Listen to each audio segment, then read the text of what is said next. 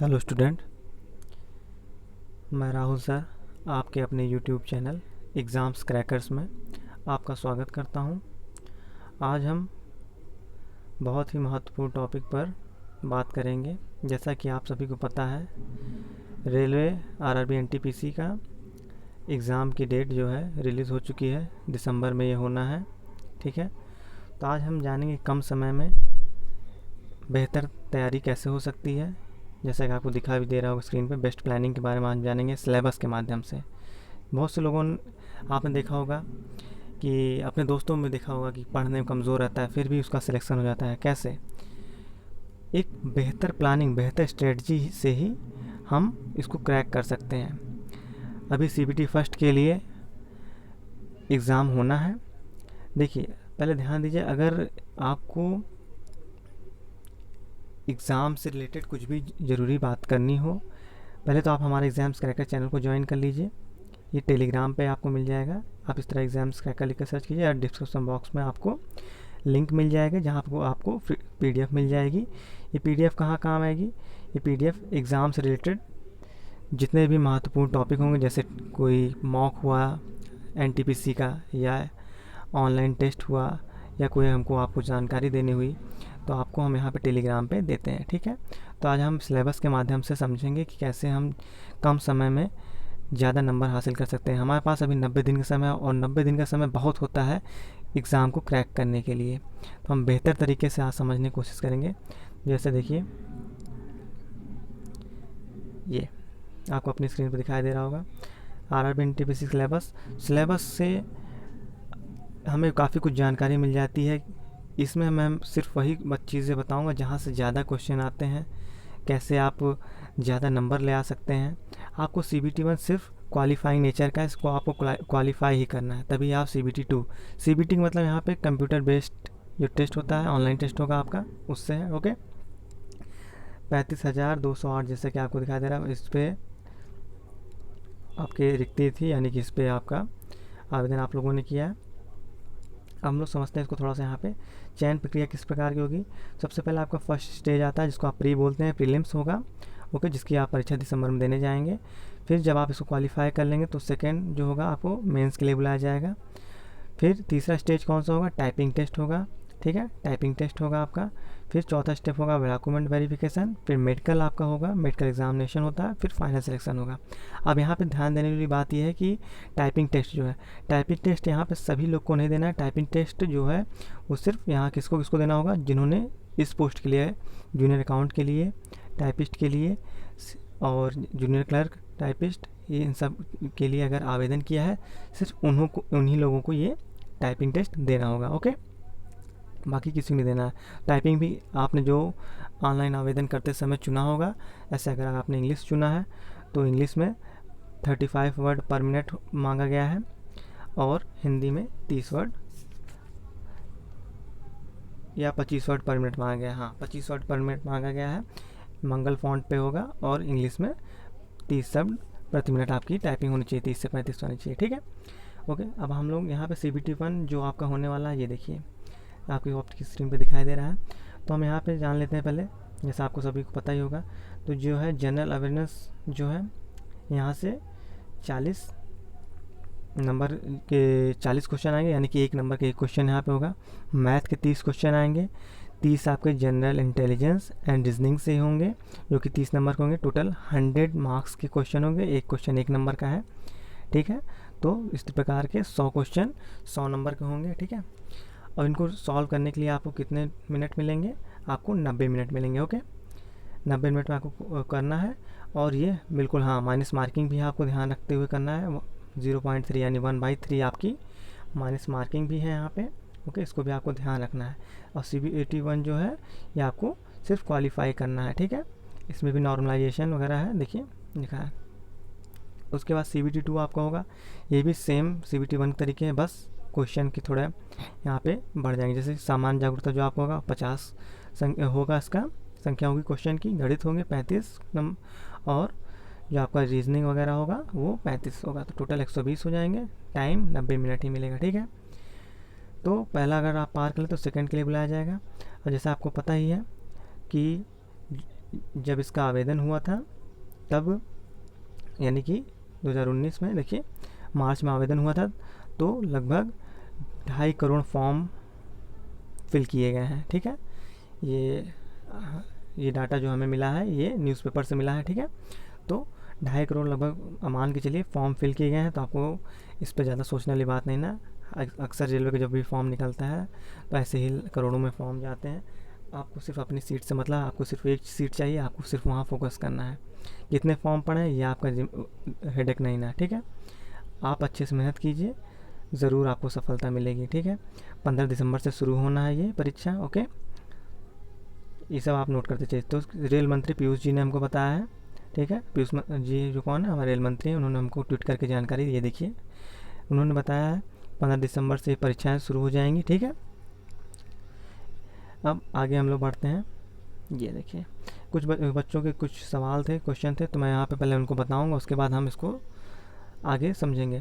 तो बहुत से बच्चों ने कहा कि सर कम समय में जैसे गणित के टॉपिक जो हो, जहाँ से ज़्यादा क्वेश्चन आते हो, ऐसा कौन कौन से टॉपिक हैं, तो मैंने उनको छाँट के निकाला है।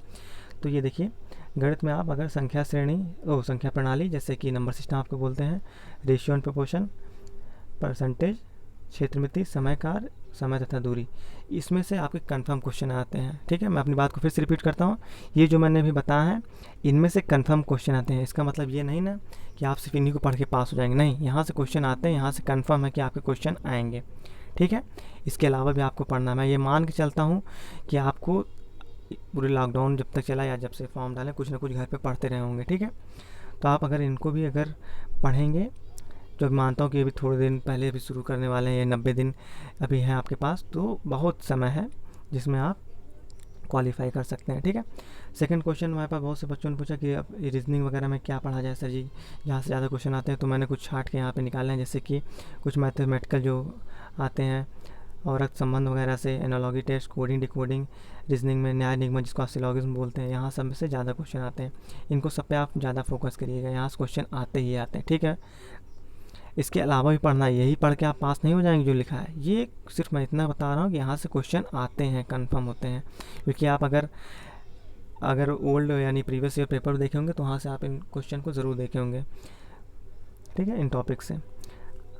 जागरूकता खंड क्या है, ये जो सामान्य जागरूकता पूछा था, तो यहाँ पे भी आपके करंट अफेयर होते हैं, हिस्ट्री, ज्योग्राफी और साइंस। बिल्कुल साइंस ध्यान दीजिए, साइंस में कुछ क्वेश्चन ऐसे होते हैं जो न्यूमेरिकल वाले होते हैं, आपको लगाना पड़ेगा।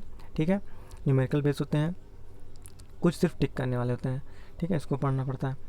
अब देखिए, मैं जो ये सब बताया हूँ, ठीक है, ये सब जो बताया हूँ, अब देखिए समझिए मैं क्या बोला, पहले शुरुआत में बोल दिया था वीडियो के कि आपको सिर्फ CBT 1 क्वालिफाई करना है, आपको वहाँ टॉप नहीं करना है। ठीक है, आपको सिर्फ CBT 1 को क्वालिफाई करना है।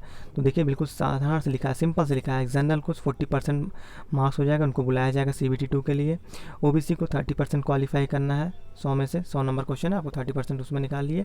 SC जो है उनको भी 30%, ST में जो आते हैं, शेड्यूल ट्राइब में आते हैं, उनको 25%। ठीक है, अगर आप इतने नंबर आप कर लेते हैं तो आपको CBT 2 के लिए बुलाया जाएगा। ठीक, क्वालिफाइंग नेचर का CBT 1। ठीक है, आपको उसमें टॉप नहीं करना है, सिर्फ इसलिए मैंने बोला, शुरुआत वीडियो को पहले ही बता दिया कि आपको सिर्फ मन लगा के हम अपने, चाहे आप अगर आपके पास बुक है या आप कहीं कोचिंग करते हैं या आप ऑनलाइन अगर कोई चैनल से जुड़े हुए हैं वहाँ से पढ़ते हैं, तो आप बस अच्छे से तैयारी कीजिए, CBT 1 निकल जाएगा। आपको फोकस इस पे करना है, फिर CBT 2 पे करना है। पार्ट 2 जो आ रहा है, जब आपका CBT 1 हो जाएगा तो हम इस पर पार्ट 2 का वीडियो बनाएंगे, उसमें भी हम जानेंगे कैसे CBT 2 को क्वालिफाई किया जाएगा।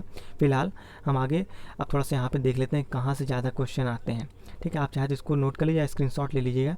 ये मैथ के कुछ हैं जो टॉपिक अधिकतर यहाँ से क्वेश्चन आते हैं। तो कौन कौन से क्वेश्चन हैं, देखिए, अंक प्रणाली से क्वेश्चन आते हैं, यानी जिसको आप नंबर सिस्टम बोलते हैं, और ये सरल यानी साधारण ब्याज यानी सिंपल इंटरेस्ट, कंपाउंड इंटरेस्ट से आते हैं, अनुपात से आते हैं, LCM HCF से, समय कार से, यहाँ से जितने भी दिए गए यहाँ से क्वेश्चन आते ही आते हैं। ठीक है, मान लीजिए आपका एडवांस मैथ ठीक नहीं है, त्रिकोणमिति, ज्यामिति, तो आप मान के चलिए 60 से 70% क्वेश्चन यहाँ से ही आ जाएंगे आपके। ठीक, अगर आपके यहाँ तक, अगर मैं मान के चलता हूँ अगर हाई स्कूल इंटर में भी आपने अगर अच्छे से मैथ पढ़ी है तो कुछ नहीं, आपको सिर्फ रिवाइज मारना है, तब भी आप क्वालिफाई कर लेंगे। बस इतना आपको पढ़ना है। नहीं एडवांस आता कोई बात नहीं, लेकिन पढ़ना उसको थोड़ा थोड़ा पढ़ना है, लेकिन इस पर ज़्यादा ध्यान देना है बेसिक, क्योंकि यहाँ से क्वेश्चन आएंगे। ठीक है, अगला देखते हैं, यहाँ पे भी देखिए वही दिया है मैथ का, इसको भी आप स्क्रीनशॉट ले लीजिए। ठीक है, एक ही वीडियो में सब कुछ बताना संभव नहीं था, इसलिए मुझको जो इम्पोर्टेंट लगा उसको मैं यहाँ पे दिखा रहा हूँ। अब ये देखिए, जिसको आप समान बुद्धि या तर्कशक्ति या रीजनिंग बोलते हैं, उसको देखिए एनालॉगी से आता है, पहेली से आता है, न्याय निगमन, ये क्वेश्चन यहाँ से बहुत ज़रूर आता है। ठीक है, आइदर और करके नाइदर नॉर जो होता है, अगर आप पढ़े होंगे सिलोगिज्म, न्याय निगमन, तो इसमें से आता है। निर्णयन, कोडिंग, डिकोडिंग, यहाँ सबसे बिल्कुल क्वेश्चन आते ही आते हैं। ठीक है, आजकल ज़्यादातर जो होते हैं ये विविध भी जरूर आप ध्यान दीजिएगा, डेटा, ये डाटा इंटरप्रिटेशन, ये यहाँ से क्वेश्चन आते हैं। ठीक है, आंकड़े प्रयास, ये सब क्वेश्चन बहुत आते हैं।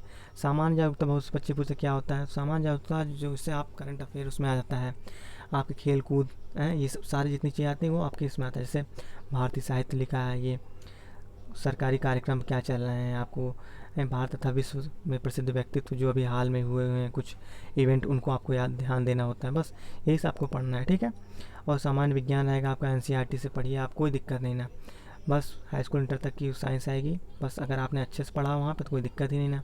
ठीक है, कंप्यूटर के बारे में थोड़ा जानकारी पढ़िए अपने, और जूलॉजी, बॉटनी, फिजिक्स, केमिस्ट्री सब पे थोड़ा ध्यान दीजिए। जीव विज्ञान में आपको सब पढ़ना है, साइकोलॉजी, जेनेटिक्स, ये सब थोड़ा थोड़ा आप ध्यान दीजिए। यानी कि 3 महीने आपके पास, लगभग 90 दिन है, बहुत हैं। अगर आप अच्छे से पढ़ेंगे तो श्योर है कि आपके क्वालिफाई हो जाएंगे। इसको आप स्क्रीनशॉट ले लीजिए। ह्यूमन डिजीज़, ये सब ह्यूमन ब्लड, हाँ इसमें ब्लड वगैरह से क्वेश्चन भी आते हैं।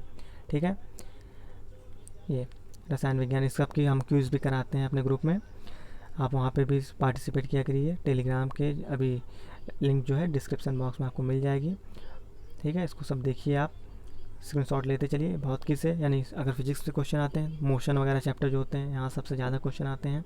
ठीक है, प्रेशर, फ्लोटेशन, ये सब जितने भी क्वेश्चन दिए हैं, यहाँ सबसे हीट, लाइट, ठीक है, यहाँ सबसे क्वेश्चन बहुत ज़्यादा बनते हैं। ठीक है, न्यूमेरिकल वाले क्वेश्चन बनते हैं, इसको सब आप स्क्रीनशॉट लेते चलिएगा। ठीक है, वीडियो रोक लीजिएगा, पीछे बैक करके आप दोबारा देख सकते हैं।